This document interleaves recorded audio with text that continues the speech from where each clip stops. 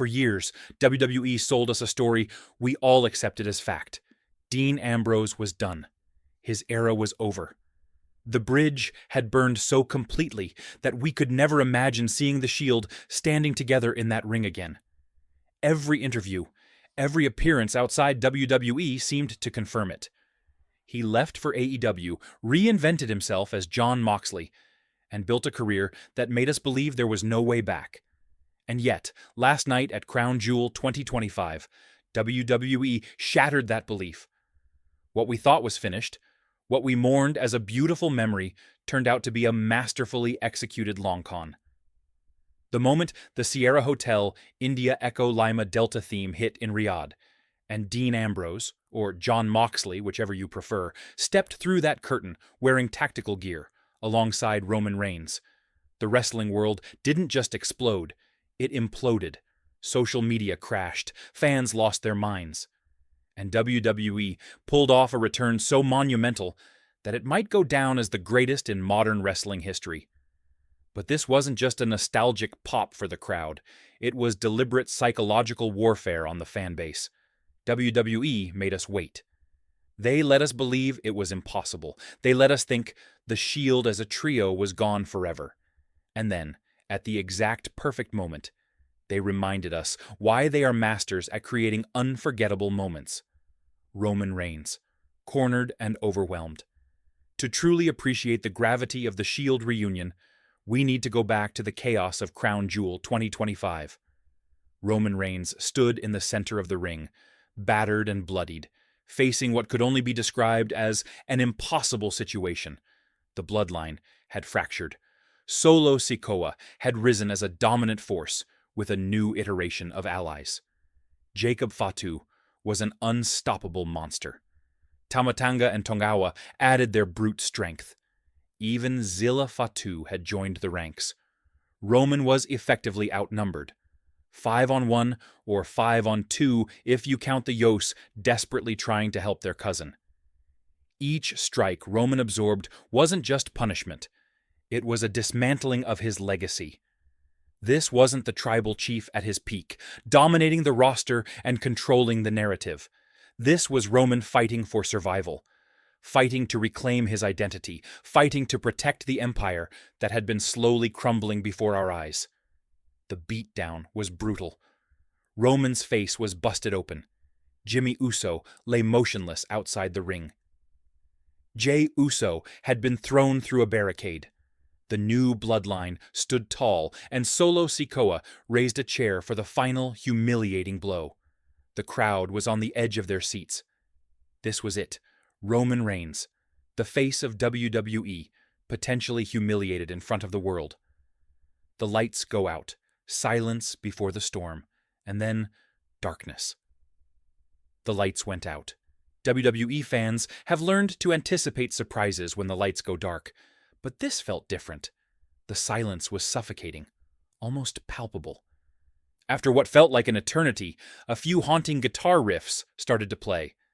The build we've heard countless times, but never imagined hearing in a WWE ring again. Sierra, Hotel, India, Echo, Lima, Delta. The crowd erupted like a seismic event. It was chaos in the arena, pandemonium on social media. But could it really be happening? Dean Ambrose, the man who left WWE in 2019, who went on to dominate AEW in Japan, who publicly declared he'd never return, was here. We all believed him when he left. He became Jon Moxley, the anti-WWE star who won AEW World Championships, held the IWGP United States title, delivered legendary matches against Kenny Omega, Bryan Danielson, Eddie Kingston, and countless others. He had carved out a legacy independent of WWE. Yet here he was, standing at the top of the ramp in full Shield tactical gear. The vest, the combat pants, the boots, the whole package, reminding us why the Shield was so iconic. Dean Ambrose returns more than nostalgia. And this wasn't just the Dean Ambrose we knew. This wasn't the lunatic fringe, the moral compass of the Shield, the reckless wild card. This was Dean Ambrose evolved, battle-tested, scarred, and hardened by years of fighting all over the world. The look in his eyes told stories. The scars on his face whispered history.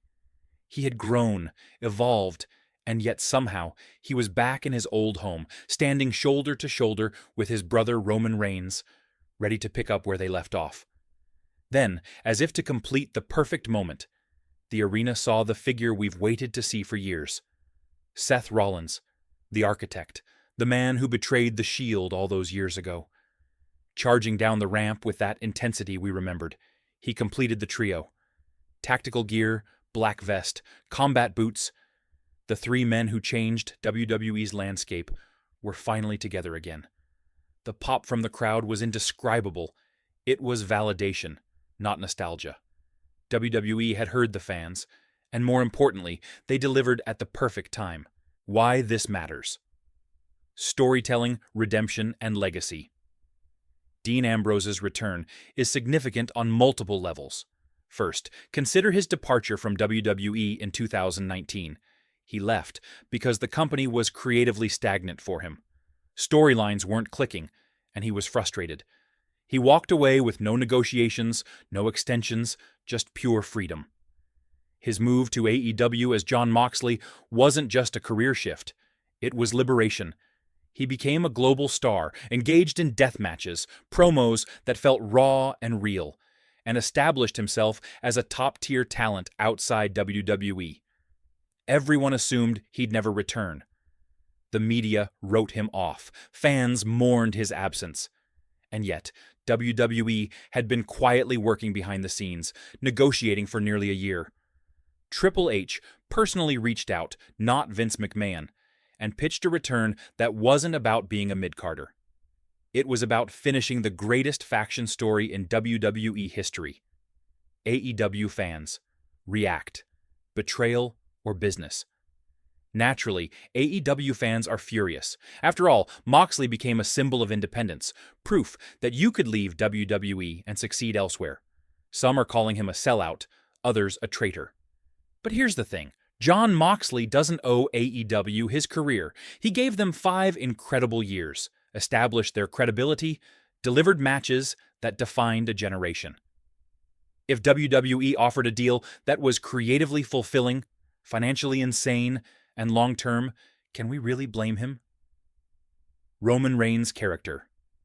Arc. Coming full circle. For Roman Reigns, this reunion is pivotal. His tribal chief run was one of the most impressive heel arcs of modern wrestling. He unified titles, dominated the roster, and elevated others around him. But with the bloodline fracturing, Solo Sikoa's betrayal, and the rise of Jacob Fatu, Roman had been reduced to a man fighting for survival. The Shield's return isn't just about backup, it's about going back to his roots. Roman acknowledges that even a tribal chief sometimes needs his brothers. Seth Rollins' inclusion signals redemption and unity, completing the story arc of betrayal, growth, and reconciliation. The match. 3-headed monster in action. When the Shield hit the ring together, it was instantaneous chemistry. Roman with the Superman punch, Dean with dirty deeds, Seth with the curb stomp. Triple power bombs through tables, synchronized beatdowns, the iconic fist bump. It was like 2014 never ended. The Shield moved as one, and the crowd erupted with chants of, "This is awesome!" It wasn't just wrestling, it was cultural. Every faction in wrestling history had talent, but the Shield had unity. They were a 3-headed monster. Together, they transcended wrestling, became mainstream, and carried WWE into a new era.